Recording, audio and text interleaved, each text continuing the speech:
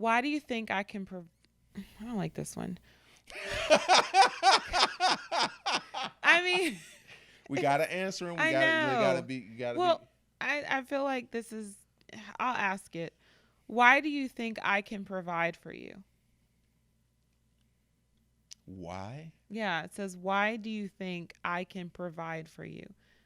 Now, I'm gonna extend this question. It has a dollar sign on it, which means it's Okay, so it's supposed to be about money. a money question. Hmm. But let's put it in any context. Not just money, but maybe emotionally or physically or whatever. Why do you think I Let's can be true provide to for the you? card. I'm gonna be true to the card, Okay. and then I'll add some other stuff too. Um, I why do I think you can provide for me? Mhm. I've seen you provide for me in so many different ways. Lord forbid something happened to me and I wasn't able to work or something like that. I know you're matter of fact, the first what 3 month 2 months of marriage, you were the sole provider. First 5 months. Okay, all right, yes. You The didn't first you five didn't you months didn't get that actually is job till May. yeah. And even after all my raises, you still made more money than me. Um So one, I know that you will provide because you love me. But I will. I mean, I hope this goes without saying, but I definitely want to say it for our audience is that I hope that you also know that I do want to provide. Mhm. Um, I don't want to mooch off of you or anything like that. I willingly give you an open card to mooch off of me if I have the ability to do it. Um, but uh, but I seen in the first few months of our marriage, like you grinding out. I didn't have a job, um, and just the work that you put in. You work like 60, 70 hours a week, Mhm. um, and so that. But I've also seen you, So moving on to emotional and stuff like that. I've seen you provide for me in so many different ways. Like you bend over backwards for us um, to make sure that we're good. And oftentimes I look at that and I'm like, I don't even know what I did to like deserve you. Like real talk. Don't cry. I'm Okay. not. Okay. Well, cry a little bit. It might get some more fans.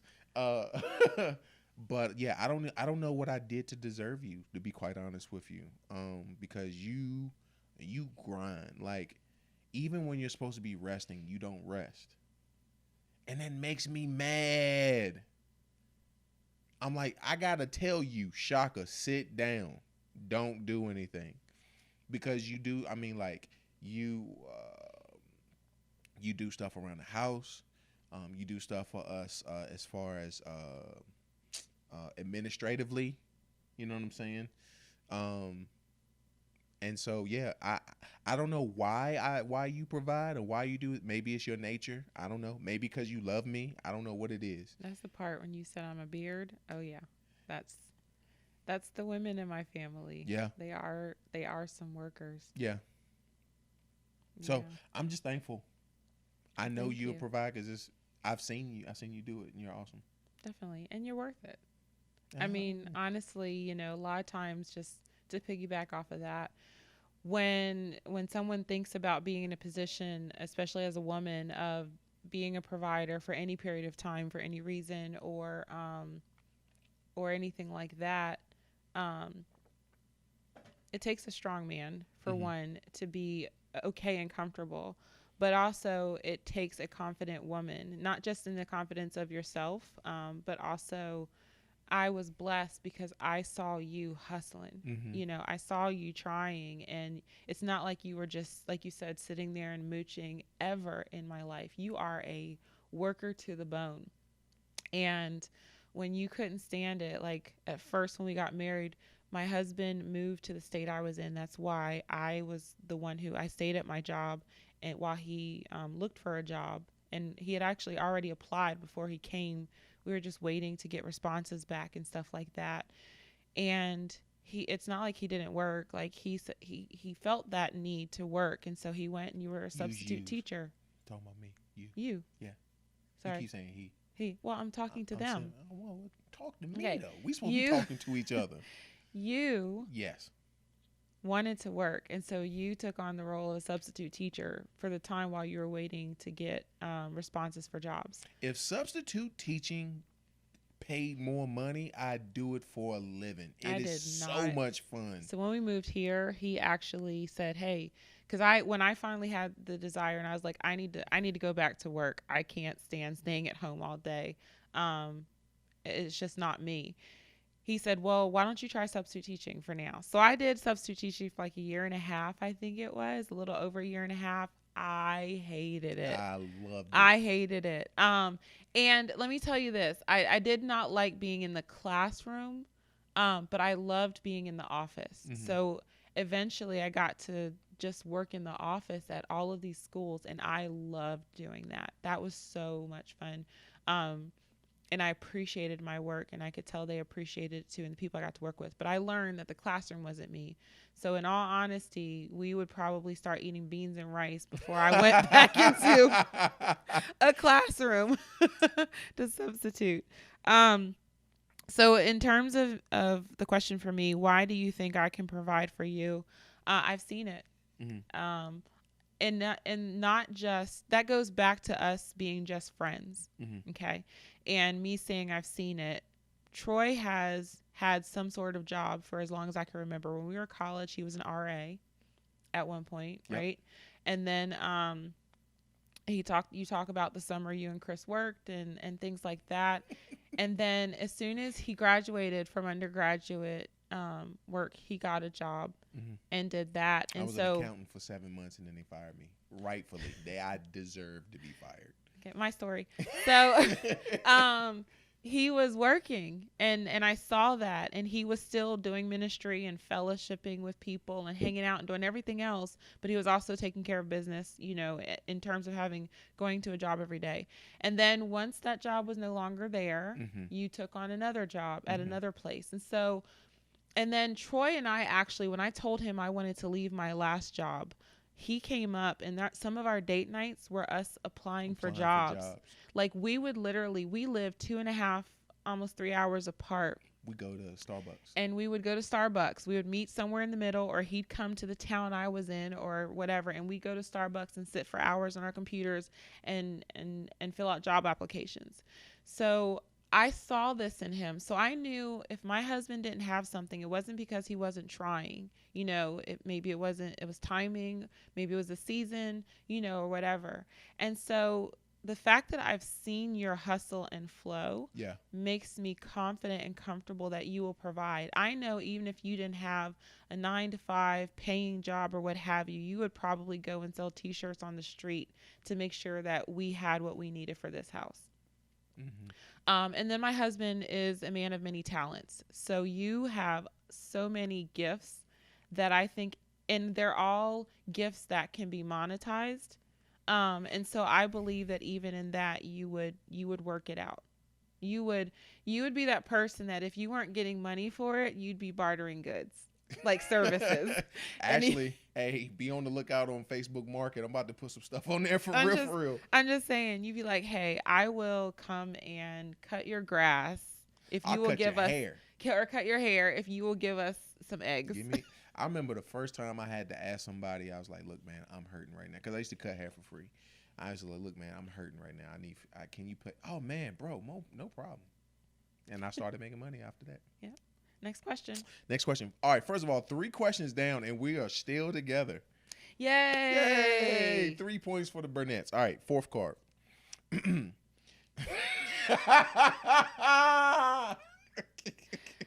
So again, you guys saw us open this package of cards. We haven't seen them. Brand new. So we'll probably have to do some type of disclaimer in case they're personal. Right. When do I embarrass you most?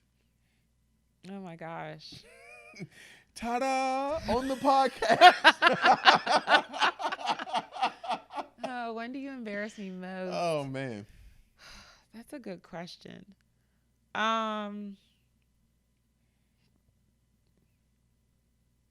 I don't know. And the reason I don't know is because you I'm consistently You're embarrassing. yeah, like and not no. That's you're not Oh. you're not consistently embarrassing me, but the people I don't know too many people that have not met you Mhm. that I know Mhm. um that either we don't meet at the same time or they haven't met you in advance or what have you. And I say Mhm. that because to know Troy is to know Troy. Right. You are very open. Mhm. You're very like this is me, love me or Mhm. hate me. Mhm. Um and I come out the gate with a joke Off rip. all the time. And so I think one of the reasons why it's hard to embarrass me in that regard is You because so used to it? no, because people know you. Oh, got you. Got you. You know what I mean? And it's like that's Troy. Troy's gonna say something funny. Troy's gonna say something weird. Troy, I mean, in one of the podcasts, you mentioned the toenail thing in the Right, right, banana right. pudding. You know what I mean? Like, but anybody, even the McDonald's, they know you. Like, it's haha, that's funny, hilarious story. But I think you know that if I'm with Troy, there's probably going to be some very transparent moments Oh yeah, no doubt. and conversation that happens with people. So Mhm. I can't think of being embarrassed. I know um, Troy says stuff, and I'm gonna give your secret, your biggest secret away, which people who know you know, that he'll have a very serious, heartfelt moment, no matter what it is, and then there's a pause, And there's going to be and a then he joke. has to say a joke Mhm. at the end, no matter what it Off is. You could rip. you could be talking about you could be talking at a funeral, someone just passed, You and know Troy's how going to try to make the moment lighthearted. I was joking at my great He great he uncle's was funeral. he was I emceeing was and my cousin just passed away. I yes, told jokes the and whole cracking jokes.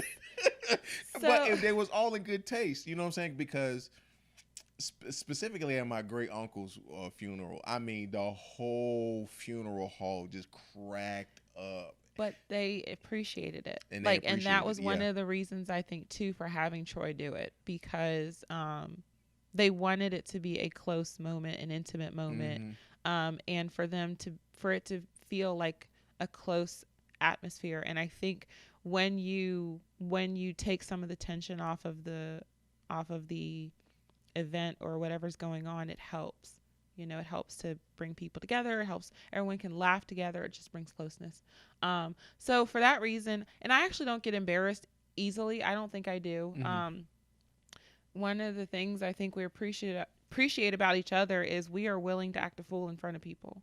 Yes. Like pie in the face, Mm-hmm. crazy pictures, like whatever, saying weird stuff. And that's why we work together so well. Mm-hmm. Now sometimes I do have to tell you your timing is not I think my timing the is best impeccable. because since that's Troy's nature to make a joke and crack a joke and stuff like that, I think sometimes he doesn't read the room well. Oh, Very rarely. But there are occasions when I don't think he reads the room well and it doesn't go over like he wants it to.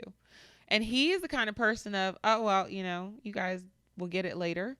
the only time a But joke doesn't work is because I told it wrong. no, My timing no, is immaculate. no, no. And then sometimes, again, if it's a really heartfelt moment and we're really in the thick of the conversation and you Yeah. crack a joke, that's such a quencher. Ugh.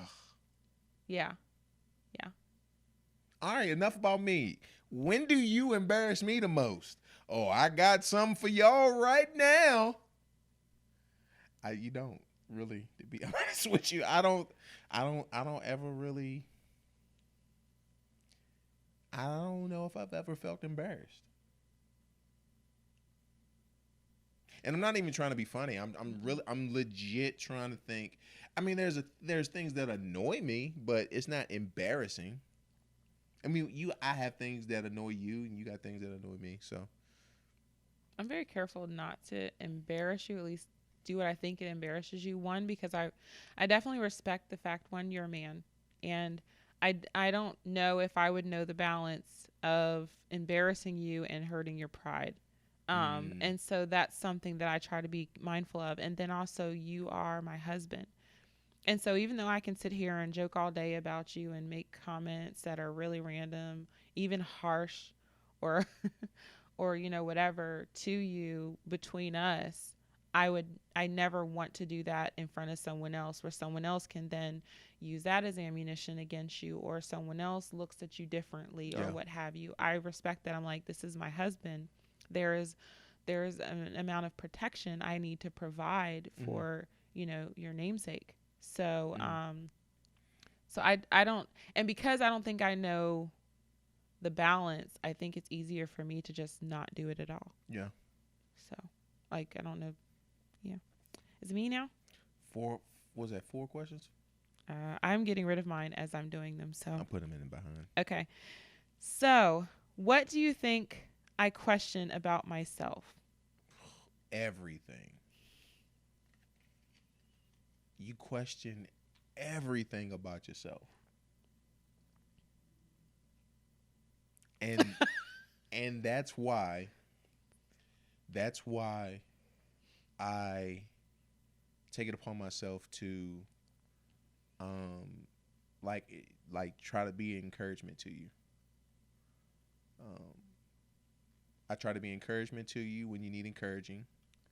I try to be a safe haven when you feel vulnerable.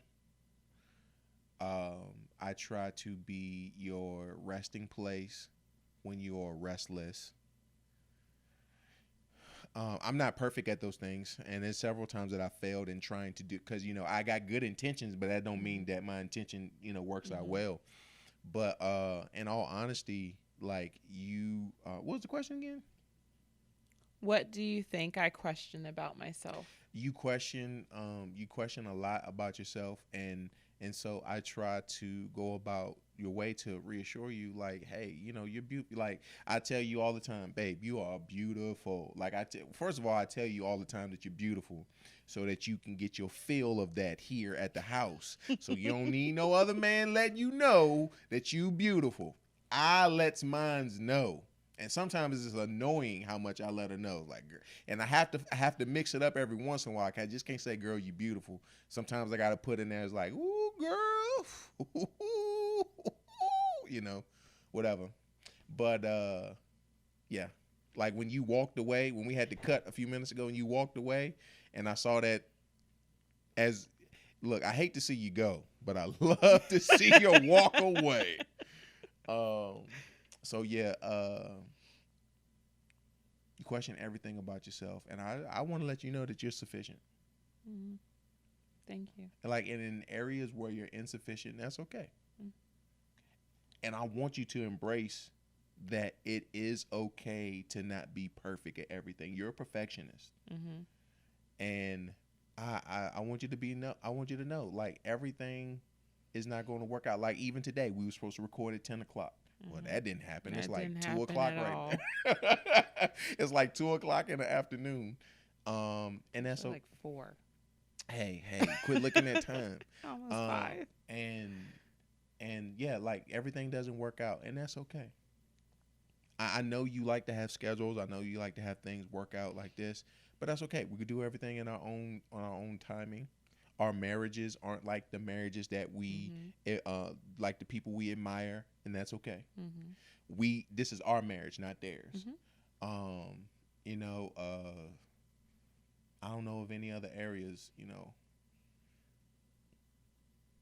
It is okay. If I can answer that, actually, so and I think you, I don't, I think you might know this about me, but Yeah, go ahead. oh, okay. Um, but the things that I question aren't so much because I'm unsure or don't know how I feel or I don't think it's good and stuff like that, even though it comes across that way. Right. Um, the one thing I do struggle with is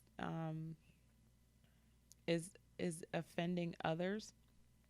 I'm always concerned that a decision I make might offend someone else. Mm-hmm. And when I say that, I don't mean like I do anything that's negative or what have you.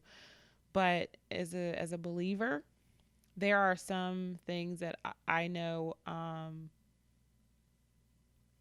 there's opposite opinions Yeah. on.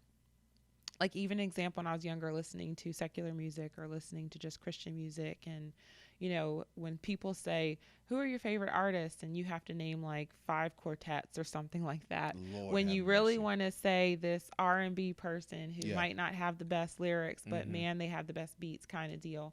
So you hold that, you keep that to yourself, kind of deal. And so that hasn't changed as I've gotten older. There are sometimes opinions that I have that I want to be able to express and say, Mm-hmm. and I don't always feel the liberty to do that. And that's my biggest struggle. That's when I question. So I sit there and I think, is this going to be appropriate?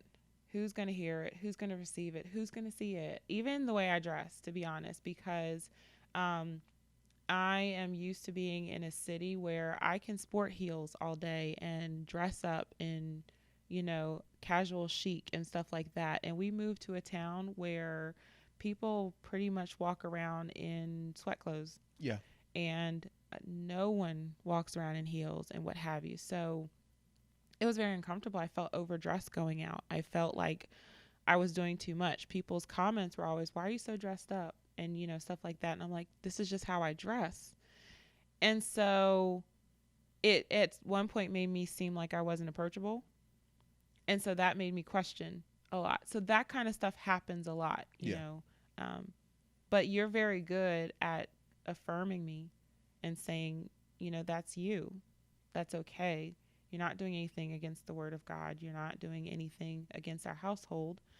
When there are things you feel might be a bit extreme, you tell me that too. Mm-hmm. Um, but I think that's where you do a good job of helping me to be comfortable being me, Mm-hmm.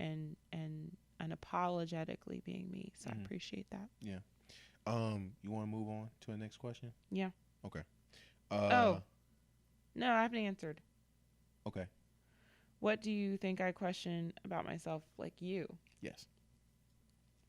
I think you sometimes question your um I'm trying to think how to say it. Your pathway, like your purpose. Um I think you know what you want to do, but actually having the comfort and confidence to do it sometimes is it gets in your way. Um, I think you see a bunch of other people who have stepped out, you know, Mm-hmm. um, and taken the chance, and it's worked for them. And I think there are parts of you that want to do that, very much so, but you you you think about the practicality of it Yeah. sometimes, and it makes it challenging for you to just take the leap. Yeah. I think also knowing that you're responsible for another person in that decision holds you back sometimes too. Mm-hmm. Mm-hmm. Um, like, I know you want more right now.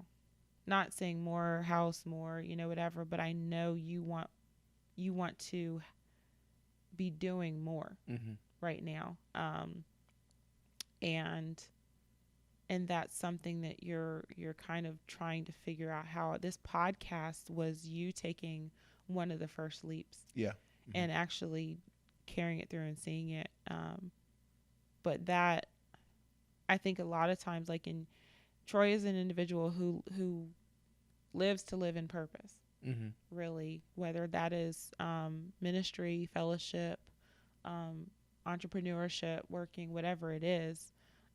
Jack of all trades, definitely. But that's the one area I think I would love to be able to encourage you in, would be to follow your passion, Mm-hmm. to pursue your passion, Mm. and know that I have your back. You got my back. Got your back. Hey man, don't be trying to be all intimate and looking all sexy and stuff. Well, We will cut this podcast short. Ah. We will cut this podcast right now. As a matter of fact, the next question is, what's your favorite position? That's really the question? No, it's not. You I know really what? can't. I was like, I really wish it did though. you just found the first embarrassing moment. But I mean, I still would have answered it. But anyway, Actually, I do have an embarrassment that you have. That we're past that. no, Nope. Hey, I can't. save that for the intro and another podcast. Wow. We're Okay. past that. How do you describe me to others? Oh my gosh. Don't take all day. You know what? You started off the relationship question going into a whole sermon. I did. I didn't know. That was I like was me. question 2. That was me. And then he how looks at me I and says, would "Don't te- take what all I would day." tell my daughter. Exactly. But then you're like, and I tell my son, and then I would tell my say, son the same and thing. then I'd also say, and I'd say, anyway. So I describe you as, well, honestly, I find it hard to describe you because You and your friends were actually the reason. Like that was our way of evangelizing to the guys at our school. We're like, hey man, you want to go to church with us? They was like, nah man, I ain't with all of that. I was like, look man, it's some fine girls up in this church. I remember you telling me about that.